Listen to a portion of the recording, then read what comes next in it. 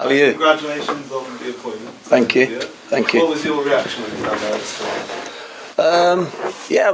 It was good. I mean, it was a good feeling to know that there's some longevity in it, and obviously we've been previously, working day to day and game to game. So it's nice now to be able to look forward and plan a bit more, and get a settled group and implement some other changes that we'd like to make. And what was your day like yesterday? Because did you see the news about Nick Beale in the morning, and then that didn't quite happen? And then what did Jeff Shee tell you as well in the afternoon? Yeah, we just came in from training as normal with the group that weren't involved on Tuesday.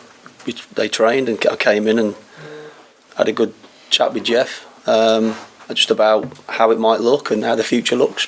I'm not stupid. I know that results are important to any football club, and ultimately before we get to the World Cup, that's what we want to try and get as many points as we can, as many wins as we can. So the chat was around that, and obviously now it's about me leading the group, leading the team, and trying to be really positive, which I have been. And part of the statement mentioned adding to your coaching staff.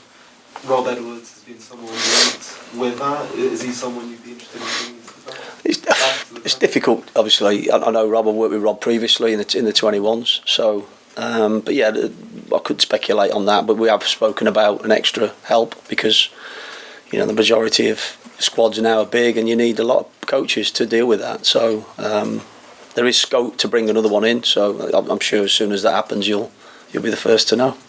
And now that you're here, kind of for longevity, as you mentioned, what do you want your Wolves team to represent and kind of play like? I think you've seen signs of that already. A group that's committed and shows their potential, shows their talent, can express that, because I think there's more to come from the group. On the other side of that, the flip side, we've got to start fighting more. We've got to start, doing the other bits, doing the bits that are really important as an individual and a group, where your interception, your tackles, your second balls, you're chasing back, you're working harder than the opponent. All those things are so important, added to the technical quality that we've got as well. So I think we've got to address both. We've got to try and get a balance, but I think at the moment the need is to work harder than the opposition, and I think we certainly are trying to do that now. We've seen that in the last couple of games, I think. And looking ahead to the weekend, how important are those qualities, especially with the circumstances around us, both near each other in the table, Midlands derby, etc. Yeah, obviously, like the Forest game, we realise the importance of the next game.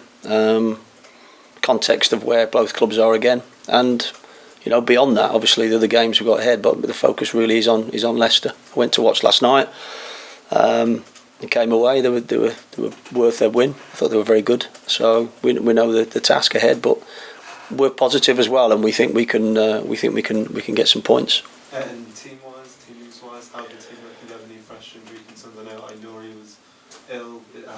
Yeah, he's fine. He's antibiotics, and he seems to have cleared that problem up now. So everybody's available for the squad. There's no injuries. And just last one from you. We talked about clubs around you at the moment. Aston Villa, Parson Wales with Steven Gerrard. What was your reaction to that when you saw that? Listen, it's difficult to comment because it's quite raw, and it happened straight after the game. So I think we all know, as coaches, managers, we've been in the game a long time, that if you don't get results, these things can happen. And sometimes that decision's out of your hands. So always sad when somebody loses the position. And obviously, the quality that he has, he'll jump into a job, I'm sure. Thank you.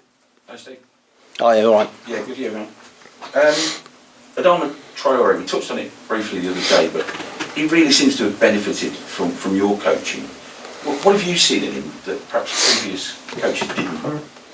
I think for me, I'm a huge fan of his anyway.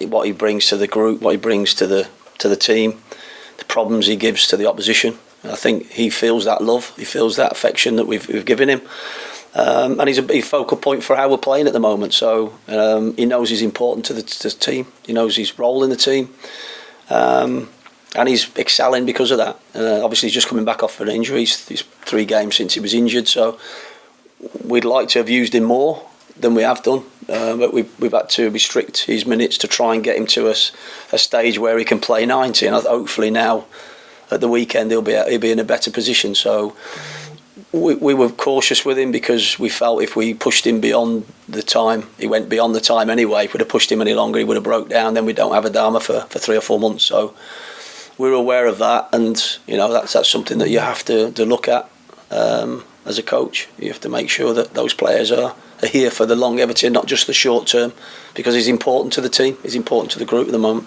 Have you crossed swords with Brendan Rodgers before? No, only at LMA dinners and things like that, where he's won awards. That's the only time I've ever come across him. But no, I haven't. Obviously highly regarded in the game, and has had a great career as a manager. So yeah, huge respect for him. Regards to exactly what you're saying there, I was watching the game last night and thinking he's proven himself quite a scrapper at the moment. Something he hasn't previously, possibly. Who's this? Do. Brendan Rodgers. Yes. Are you therefore prepared for something of a fight at the weekend? Well, I went last night and that's what I saw. I saw a team that was willing to roll their sleeves up and fight for the manager, which I think is important. It's important for us to be the same, and that's what I recognised. They played for him, they worked for him. And they've showed some qualities. So that's what I want from this group. I want us to be exactly the same. I want us to outfight the opposition, and obviously playing against Leeds, it's always tough. And I want us to bring that type of attitude and that sort of workmanlike sort of the way they play into our game. Because I know we have the technical quality. I know we have all the other bits. But it's time to fight. It's time to work. It's time to show the other qualities that we need at the moment. With all the players, the continental players that you've got at Wolves and previous, obviously, foreign managers, do you think they're missing that Brit element that you can perhaps bring to the job? Good question. I don't think so. No, I think they have. The players certainly have that in their personality. It's not something I've got to try and demand from them. It's there. We just have to bring it out, and it's my job and James's job to try and bring the best out of them in that context, rather than just the talent that they've got and the potential that they've got. So I think it's there, and they've shown it, and they're showing it now, and we just have to show more of it. We've got to show our teeth. Good luck. Thank you. Mike? Hello, Steve. Nice Hi, to Mike. see you again. You've talked about a little bit, and you did the other night, about sometimes giving the players a few more minutes than you were going to do, which I'm sure is always a great temptation if you think they're doing well. I imagine compared to maybe your previous sort of managerial jobs as a first team manager, you've got a lot more data and information behind you, and a whole crew of people helping you out with that. Yeah, I mean, sometimes I wish I hadn't got it, because the players would just play on, but then you risk the injuries. So I think going back to when I managed at Crewe and in League One, we didn't have sports science that recognised that. So now there's all sorts of methods you can use to recognise fatigue in a player, and how their body's reacting through for various moments of the game. So it's live. You can get that information during the game. So it's important, and I think I'm a sort of coach who wants to use that information, because I think it's important to our injury record is good, is excellent. So I think we need to use that and not push players beyond what we think their capabilities are. Some players are very resilient, some players are very robust, and they can go beyond it. And other players are quite fragile when they get to that point of break. And I think that's the intervention that is needed at that time. But sometimes you must be very tempted to gamble if you've got a player who's playing well.